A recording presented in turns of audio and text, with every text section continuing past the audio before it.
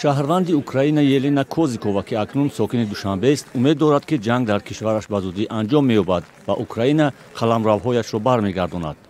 Елена 1.5 сол аст, ки аз шаҳри Днепри Украина ба Тоҷикистон омада дар инҷо кор мекунад.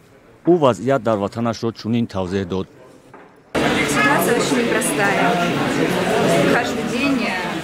вазъият хеле мушкил аст. одамон ҳар рӯз дар ғами зинда мондананд. барои ин даҳшат аст, ин дард аст. вақте мешунавӣ, ки дар паҳлӯят чизе метаркад. ман дар ин ҳолати даҳшатнок 1.5 сол зиндагӣ кардам. ҳоло маро барои кор ба Тоҷикистон даъват карданд. аз ин рӯ ман инҷо ҳастам.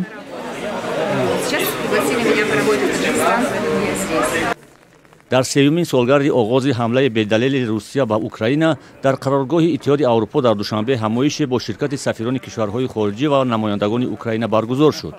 ширкатдорон бо маҳкум кардани ҳамлаи Русия ба Украина умед бар он мебастанд, ки ин ҷанг ба зудӣ поён дода шавад.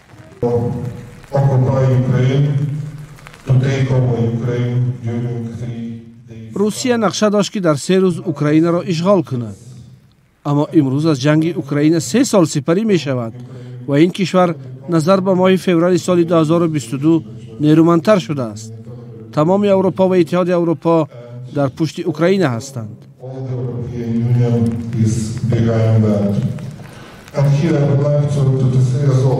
дар поёни ин ҳамоиш изҳороти муштараки сафирони Фаронса, Олмон ва Британияи Кабир дар Тоҷикистон нашр шуд, ки гуфта мешавад, аз ҳама бештар Украина сулҳро мехоҳад.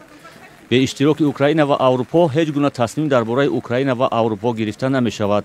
танҳо сулҳи ҳамаҷониба, одилона ва пойдор барои Украина, ки шарти зарурии амнияти пойдори фарууқёнусӣ мебошад, метавонад асоси барқарорсозии амнияти байналмилалӣ гардад. Шерали Ризоён, коршиноси равобити байналмилал, бар ин аст, ки оғози гуфтумон дар бораи сулҳ дар Украина як омили бисёр муҳим аст. ба куҷо оварда расониданаш бори дигар мегӯям, ки маълум нест, чун агар кашокаш байни Аврупо ва Амрико бисёр давомдор шавад, онҳо ба ҳам мувофиқат накунанд, анамон низоми амнияти Атлантикаи шимолӣ ба як буҳрони бисёр бисёр ҷиддӣ рӯбарӯ мешавад ва ин шояд воқеан заволи Аврупо дар сиёсати байналмилалӣ ҳам бошад. русия 3 сол пеш 24 феврали соли 2022 ба Украина ҳамла кард. он замон маъмурияти Ҷо Байден, раиси ҷумҳури собиқи Иёлоти Муттаҳидаи Амрико, эълон кард, ки аз Украина пуштибонӣ мекунад. то омадани Доналд Трамп, Амрико дар баробари Иттиҳоди Аврупо аз кишварҳои аслии пуштибони Украина дар муқомимат бо таҷовузи Русия дониста мешавад. Трамп, ки моҳи ноябри соли 2024 дар интихоботи президентии Иёлоти Муттаҳида пирӯз шуд, ваъдаи қатъи ҷанг дар Украинаро додааст. чунин ба назар мерасад, ки дигар Амрико ба Украина кӯмак карданӣ нест, аммо ҳанӯз хабари дақиқе аз сулҳ ё тарҳи сулҳи Украина низ расонаӣ нашуда, ҷанг ҳамоно идома дорад. бархе пойгоҳҳо талафоти инсонии Русия дар ин ҷангро бештар аз 160 000 медонанд. бахши русии BBC ва Медиазона то имрӯз рӯйхати номи 95 328 каси онҳоро нашр кардаанд.